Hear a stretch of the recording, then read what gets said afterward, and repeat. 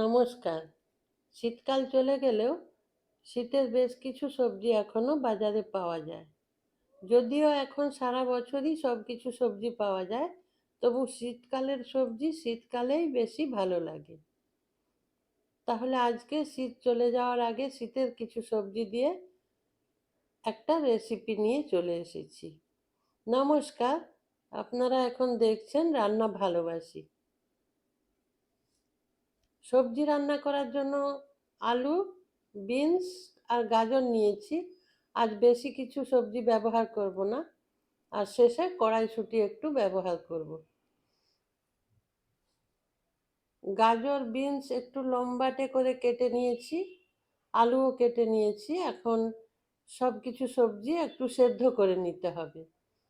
আলু আর গাজর দিয়ে দিলাম, তারপর একটু নুন দিয়ে দিতে হবে। নুন দিয়ে সব কিছু মিশিয়ে নিয়ে তারপর বিনস দিয়ে দেব, দিয়ে সেগুলো ভালো করে সেদ্ধ করে নেব। সম্পূর্ণ সেদ্ধ করবে না, 30 থেকে 40% সেদ্ধ এখানে করে নেব।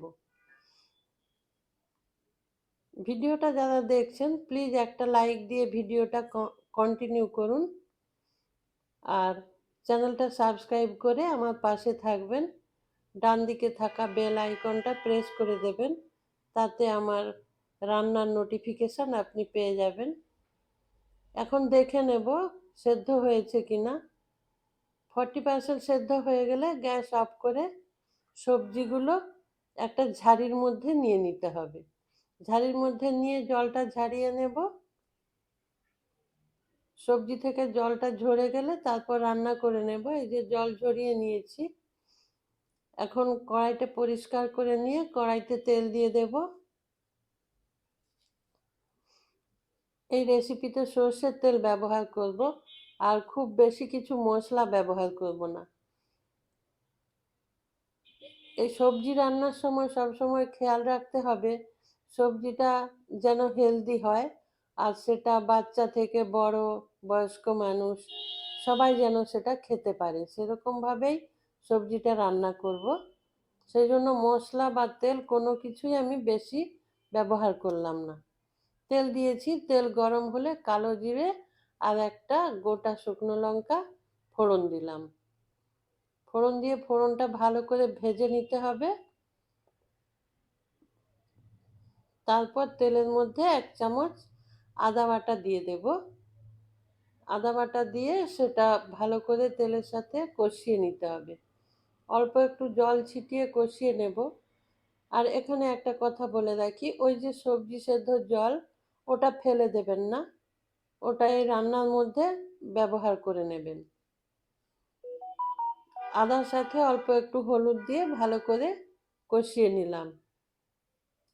এরপর 1 চামচ কাঁচা লঙ্কা বাটা দিয়ে দেব। এখানে গুঁড়ো শুকনো লঙ্কা ব্যবহার করব না, এই কাঁচা লঙ্কাতেই রান্নাটা হবে। আবারও একটুখানি জল দিয়ে অল্প একটু চিনি দিয়ে দিলাম, দিয়ে ভালো করে কষিয়ে নিয়ে সবজিগুলো দিয়ে দিলাম। সবজি দিয়ে মশলার সাথে কষিয়ে নেব, কিন্তু খুব বেশি করে কষাবো না সবজি, অল্প সময় হালকা করে কষিয়ে নেব।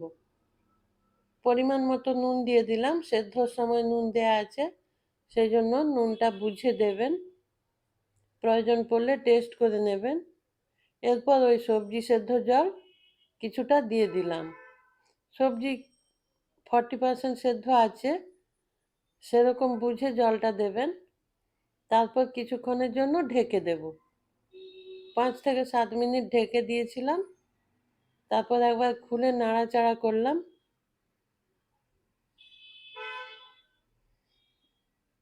তারপর মটরশুঁটি যোগ করে দিলাম, দিয়ে আবারও সব কিছু মিশিয়ে নিতে হবে। তারপর ওপর থেকে বড় বড় করে কেটে রাখা ধনেপাতা ছড়িয়ে রান্নাটা কমপ্লিট করে নেব। আপনারা যারা এখনো আমার ভিডিওটা দেখছেন সবাইকে অসংখ্য ধন্যবাদ। আর ভালো থাকবেন সবাই, সুস্থ থাকবেন, আর এইভাবে সবজি রান্না করে খাবেন, এটা শরীরের জন্য খুবই উপকারী। নমস্কার।